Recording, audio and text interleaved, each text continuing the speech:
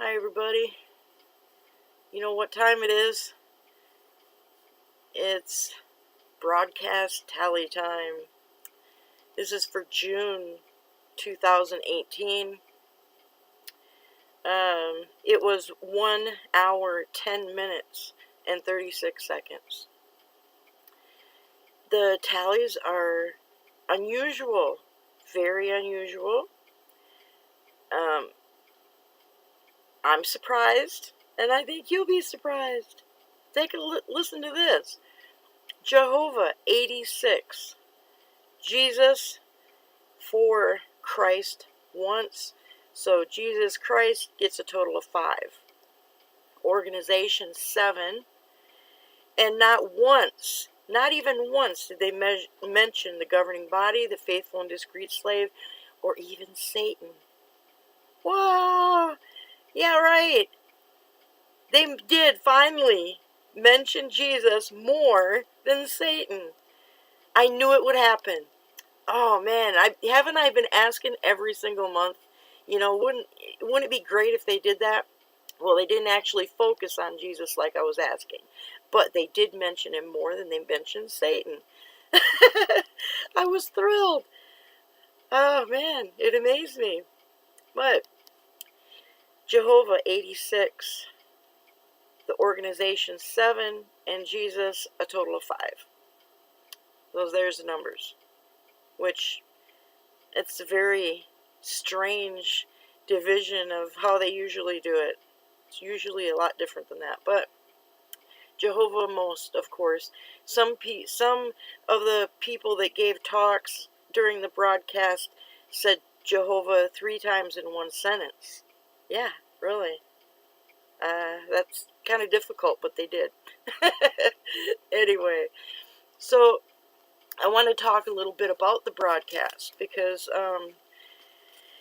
it was a graduation of the 144th class of Gilead. And Toni Morris gave a talk on supplicating. How much they should supplicate. Supplicate, supplicate, supplicate. I should have written down how many times he said that word during that. That would have been interesting. But he also had this quote, "It's not what might occur, but what will occur." Which, we know what he means. We know what he's talking about, but there was something else they brought up later in a talk after Toni Morris. I don't know the guy who gave the talk, but he's an older gentleman, and he thinks the way I think. That instead of begging and pleading and petitioning God, a person should be thankful and praising and ministering to God. Thanking God for the things that he does do for us.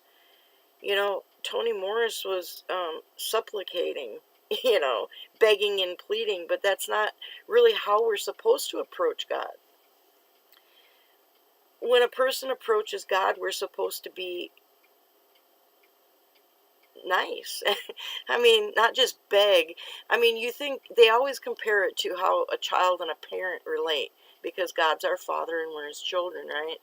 And you don't want a kid hanging on you, begging and pleading and begging and pleading, and it just makes you like, just get off of me, right?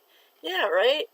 So sometimes it's really nice to be thanked for something, like when your kid says, "Thank you for bringing me to the pizza shop," or "Thank you for that dessert, Mom, it sure was good."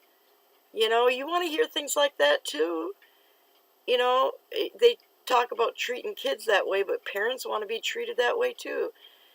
They want to hear that what they do is good. So during my journey on my spiritual path, I have become very grateful. I'm grateful for every day. I wake up in the morning and thank God I'm alive. It seems like, when it usually gets about midnight, I'm already thanking him that I made it to the next day. I'm like, thank you. You gave me another day. You know, any day could be our last. We need to be happy in it. We're supposed to be joyful and thankful, but we really have to thank God for the things that does give us. You know, I I had I had made a video a couple years ago about that, what I'm thankful for, and I'm thankful for strawberries. Man, I went out for a hike once and I saw this little tiny little red dot on the ground. And I was like, what is that? I thought it was a rock or something on the path. I looked down and it's this tiny itty bitty strawberry growing out in the middle of nowhere, and I was like, wow. And I picked the strawberry. It was nice and ripe. And I picked it and I put it in my mouth. And I'm telling you, that itty bitty strawberry had a taste to it like it was 10 huge strawberries. It had such flavor to it, and it was so wonderful. I was like, oh, wild strawberries. Oh, they are the best. The best thing. Peaches right off the tree. You know, Not everybody lives in a place where they have a peach right off the tree. But, oh man, take a peach off the tree. They're so juicy. It just drips while you're chewing it. And I mean, man, they're good. You know, Watermelons, butterflies. There's so many awesome things in the world. But we got to take the time and remember that our Creator would like to know what we appreciate. You can't always be asking and pleading and begging for things. You have to remember that you need to remind God what He has done that you appreciate. And the one guy that gave a talk there at Gilead, he had pictures and stuff. He talked about resetting. Things get stressful in life, and take time to appreciate the wonders of the planet that God put us on. And that's the way I think about things. So many people get tangled up in the drama and all the chaos and all that, but that's not what I do. I guess it changed when I was in my early 30s and got cancer. You know, I really learned to focus on the important things. There's a saying, you need to pick your battles.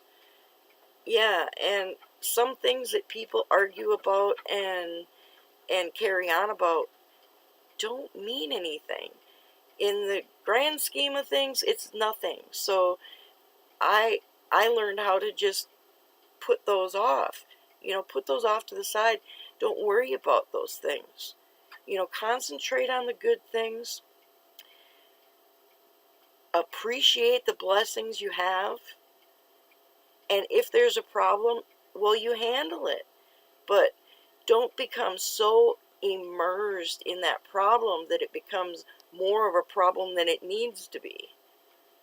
You know, um, the first thing that happened to me when I woke up this morning is my son came over with the grandkids. Uh, you know, what a wonderful thing that is. Uh, get to play with them. They're getting so cool. My granddaughter's going to be 2 this month. Yeah, and a while back when she was, I don't know, 6 months old or 8 months old or something, I had a video of me and her that I put up. She's huge now. That kid is so big, and she's smart. 2 years old. She knows all her colors. She's learning her numbers. I mean, you name it. She's a smart girl. I don't know what she's gonna be when she grows up, but she's smart. But I like I say, when a person gets so wrapped up in the bad things, they forget to focus on the good. And I think when we approach our Father in prayer, that we should always remember to thank Him for the things that we have. and be appreciative and humble. And don't do like Toni Morris suggested and supplicate, supplicate, supplicate. Because supplicating is begging and pleading and petitioning, and that gets you know how it is when your kid hounds you about something. You know, I understand praying often. You know, a person should pray often.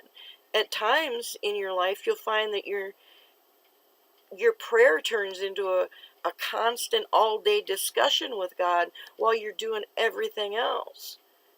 You know, and that's not really supplicating either. That's just normal conversation with your father. You know, like spending the day with him, you know. But I don't think that you should beg and plead. Toni Morris, I don't know. I don't really like the way he thinks sometimes. He has really off the wall ways of trying to talk to people, and I don't know. But yeah, Gilead graduated, and he mentioned that the very first graduation they had 3 of the instructors that gave a talk at the graduation, and I think that's what the 3 guys were that gave the talks at this one was instructors. And that one guy, if you get a chance to watch the broadcast, there's a guy that gives a talk about um, the keel of a sailboat. Watch him, because I think he had such a dry mouth that he couldn't stand himself. He really needed a drink of water. You need to watch his face and watch his mouth when he talks, because I think his mouth is really dry and he's trying to get it to salivate. Yeah, you need to check that out. That was pretty funny. But yeah, I just wanted to touch with you on some of that. You know, like I say, the Toni Morris thing, I didn't really agree with that much. I don't think that you should approach God in that way. I guess there are times when you might want to, of course, but he was saying do it over, you know. And I was like, as a parent, I wouldn't want my kid to do that to me. I'm just saying, that's my opinion. I'm rather the thank you for thank you for this day and the wonderful things you've given me. And by the way, can you help me with this problem? You know, but I'm not gonna. I like to carry on a more conversation with God. I don't like to focus on the negative, and that's just maybe that's why I'm happy. I don't know. You know, I've always focused on the good things since after my cancer. That's all I worry about. You know, what is good in something? You know, and I focus on those. You know, I don't focus on the bad things. You know, life life is bad enough. You don't need to focus on them. You know, if you got a problem, you know, find a way to take care of it. Ask for help. You know, things like that. But don't fall into a big pit because something is wrong. You know, he takes care of us. He gives us everything we need, and you just got to trust that. So anyway, I'll talk to y'all later. I'm gonna go see my friend today, and I might spend the night over there too. You know, Friday night, go somewhere else. Yeah. I'll talk to y'all later. Have a good one.